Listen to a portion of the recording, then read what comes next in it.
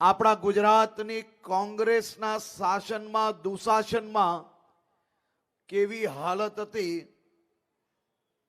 એ આ વિસ્તારના લોકોને મારે કહેવાની કદાચ જરૂર પડે જ નહીં. બધાને ખ્યાલ છે ને? બા તમને પાક્કો ખ્યાલ હશે. હે, આ કોંગ્રેસીઓના રાજમાં આપણે સૌને જીવવું ભારી પડતું હતું કે નહીં? જીવવું ભારી પડતું હતું કે નહીં?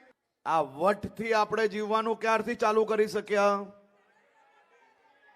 ક્યારથી? આ આપણી ભૂમિ પર આપણે જીવવાનું ભારી પડતું હતું. એવું દુશાસન કઈ પાર્ટીનું હતું?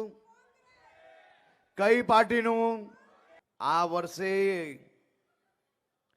આમ તેમ ઘણા ફરે છે એ લોકો, ધવટિયાઓ મારે છે. હા, બરાબર છે. હા, જરા જોરથી બોલો, આ બધાને તો સંભળાય જ નહીં. આ ચૂંટણી હવાટિયાઓ માટે બી છેલ્લી ચૂંટણી છે. આવતી ચૂંટણી હવાટિયા ના મારી શકે એવી પરિસ્થિતિ થવાની છે. હા, ઘર ભેગા.